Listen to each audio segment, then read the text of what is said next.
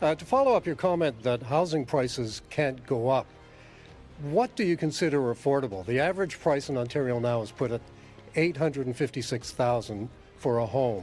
Canada is a mortgage crisis. Renters looking for apartments have few options, most of which are beyond their price range. At the same time, thousands of houses and apartments in spacious modern central or secluded locations are offered for short-term rental, however, not for permanent residence. So, who is responsible for this situation? Trudeau and federal Liberals. Let's analyze. After nearly 8 years in power, one thing has become clear about Justin Trudeau's Liberal government. It is the inability to communicate to save increasingly vulnerable lives. Other great Canadian policies, from carbon tax to COVID-19, are being systematically undermined because Canadians never account for them. And for some reason, he seemed determined to add his response to Canada's housing crisis to the list. The National Housing Authority, the Canadian Housing Mortgage Authority, warned last year that 5.8 million homes would need to be built by 2030 to restore affordability. Over the summer, Conservative Party leader Pierre Poilievre criticized Prime Minister Justin Trudeau for the government's inadequate response to Canada's housing and house price crisis. With the Crown Federal Corporation, the Canadian Mortgage Corporation (CMHC) released its latest housing sector data set, it was no wonder the Conservative Party used it as a starting point to attack Prime Minister Trudeau's housing balance sheet. CMHC has confirmed that the number of new homes that have started construction has dropped significantly since last month. This means nearly 29,000 fewer homes will be available, the Conservative Party statement said. And this news is even worse when you consider the figures for some Canada's biggest cities suffering from the worst housing crisis. New home construction fell by 23% in Vancouver compared to the previous month, Toronto. In 2015, the situation was even worse, dropping by 29%. If the current pace of construction continues, only 2.3 million homes will be added to the housing supply. Experts says the federal government can do more, such as making immigration policies more compatible with housing and reforming tax laws to encourage higher rents. It could spur the acceleration of the housing construction by local governments. When rumors circulated that the fall economic report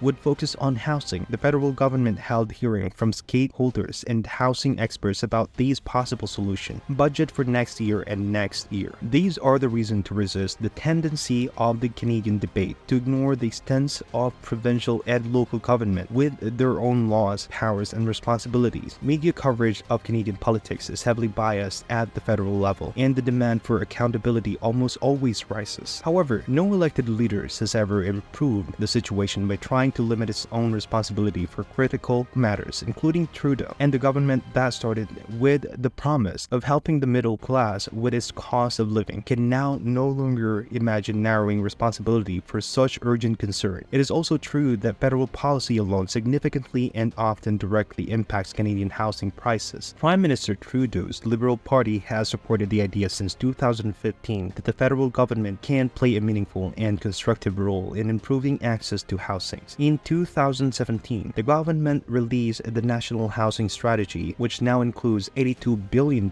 in federal spending and commitments, with the federal Liberal Party growing dissatisfaction with the state of the housing market is becoming a political threat. I am a former Liberal Party voter, said one resident. I definitely won't vote for them this time. Expert says the housing crisis poses a significant risk to the government in the power in the next election for a drastic measure and not taken quickly. It has become perhaps the most important economic and political issues facing the country today, said Tyler Merida, former Director of Economic Strategies and Planning for Finance Minister Chrystia Freeland. And with the government's enormous emphasis on immigration and the relationship between immigration and the housing market, more needs to be done. According to the Canadian Real Estate Association, the national median price of the home sold was $709,000 in June 2023, up from $455,000 in October 2015 when the Liberals took office. Mortgage costs have skyrocketed following a series of aggressive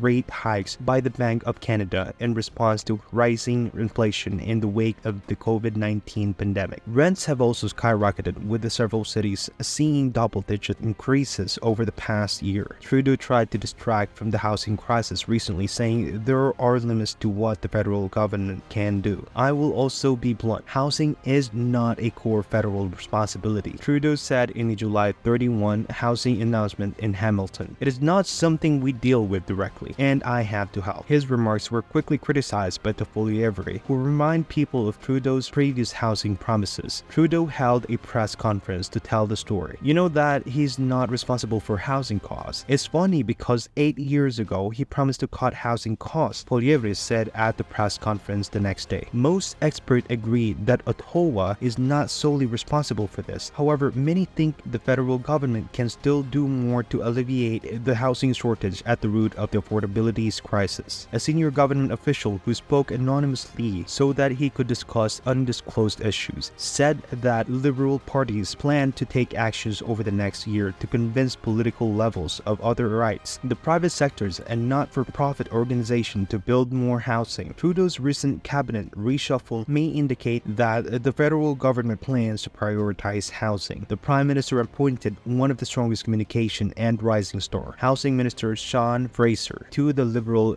backbenchers to bring housing and infrastructure into a single file. The Prime Minister said something like, "I have a big job for you," Fraser said in an interview. Fraser said he hopes to help bring the housing market back to something closer to where he grew up in a small town, Nova Scotia, one where jobs were enough to buy a home. The housing challenges we face may take time to resolve, he said, but man, is that our challenge. This challenge involves resolving jurisdiction issues. Many political levelers that could promote housing construction are at the district and municipal level. City planning, zoning legislation, and bureaucracy are the responsibility of municipalities, which have the power to make decisions that can help or hinder housing development. Ben Dodges, CD Vice President of Public Affairs at the Howie Institute, says the Liberals' problem speaks to the insidious nature of consistent federal overreach. The caveat is that the federal government has to retain jurisdiction, Dachi said,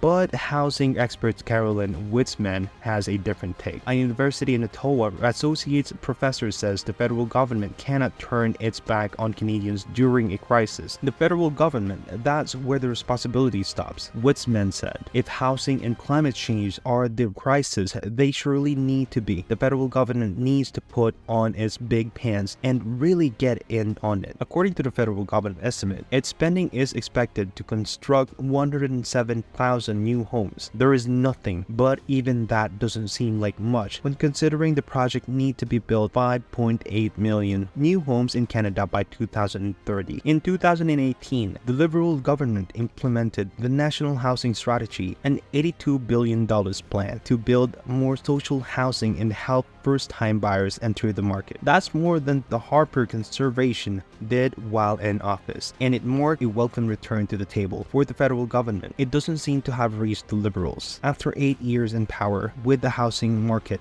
more fraudulent and unaffordable than ever, Canadians don't want to hear that the government is just getting started. In light of the crisis, citizens have already begun to prefer investing in various sources of income that do not depend on the state. This includes exploring opportunities in stock, gold, silver, and digital currencies. Despite the difficult economic situations, considering these investments is still a good time. For all these people, it is the most important thing they face, a real existential threat to their future, family, or well-being. So make no mistake, many Canadians are more than happy to politicize this issue. If anything, they probably think it's not politicized enough. The fact that younger voters in Canada's big cities and suburbs are more receptive to Poilievre than they have been to conservative leader for decades should be a huge flashing warning sign for the government. If Trudeau's Liberal don't do the same, they deserve to lose the next election. Only proper policies and welfare measures can help the government return to the chair. Measures including easing interest rates, cutting money for disadvantaged people, and creating special arrangement for young people to move to reduce their financial burden, with banks could help the ongoing crisis. Liberals in parliaments should be more sympathetic and think before they reject proposals, no matter what. So, what do you think about the ongoing mortgage crisis? Does the Trudeau government cause another economic depletion? Do they achieve better for the people? Do comment your opinion below, and don't forget to subscribe and smash the like button.